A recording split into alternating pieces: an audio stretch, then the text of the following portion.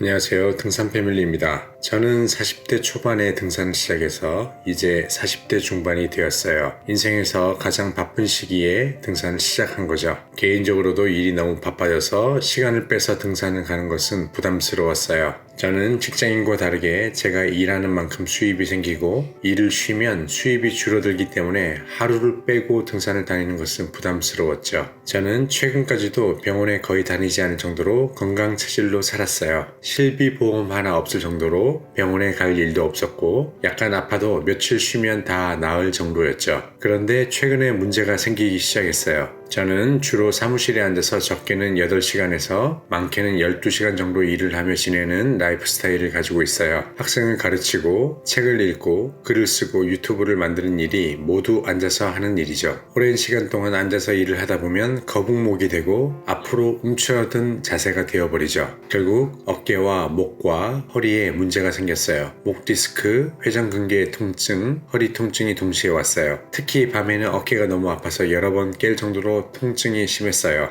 정형외과에도 가고 한의원에도 가서 치료를 받았어요. 수개월 동안 치료를 받아도 호전되지 않았죠. 제 인생에서 이렇게 오랫동안 아프고 오랫동안 병원에 다녀본 건 처음이었어요. 이런 패턴으로 계속하면 큰 문제가 생길 거라는 생각에 다다랐죠. 그 즈음에 시작한 것이 등산이었어요. 처음에는 서울에 있는 낮은 산을 다니다가 백대 명산을 소개받고 건강을 위해 적극적으로 백대 명산을 시작하게 되었죠. 등산을 다니면서 체력이 서서히 올라오는 것을 느끼게 되었고요. 건강이 회복되기 시작했어요. 그러면 등산을 하면 구체적으로 건강에 어떻게 도움이 될까요? 첫 번째는 근력이 강화됩니다. 등산을 하면 하체가 강해지고 복근이 강해져요. 동시에 허리의 힘도 좋아지죠. 이 힘은 일상생활을 하는데 도움이 되지만 저처럼 노래하는 사람에게 큰 도움이 되죠. 복식 호흡을 구사할 때 복근의 힘도 중요하지만 허리와 하체의 근육도 중요하기 때문이죠. 두 번째는 심폐 기능이 강화됩니다. 오르막길을 오를 때 호흡이 빨라지고 숨이 차오르죠. 일상생활을 할 때 이렇게 호흡이 턱까지 차오를 때가 거의 없죠. 운동을 하지 않으면 점점 심폐 기능이 약화된다는 뜻인데요. 꾸준히 등산을 하면 심폐 기능이 좋아지게 됩니다. 중년에게 매우 중요한 것 중에 하나가 혈관 건강인데요. 혈관이 막힐 때 심각한 질병을 얻게 됩니다. 등산을 꾸준히 하면 혈관이 막히지 않도록 피를 온몸으로 공급하는 데 도움이 됩니다. 세 번째로 비타민 D를 합성할 수 있어요. 실내에서는 햇빛을 거의 차단한 상태에서 지내지만 산행을 하면 햇빛을 받으면서 비타민 D를 합성하게 되죠. 비타민 D를 합성하게 되면 여러 가지 효과가 있겠지만 근력을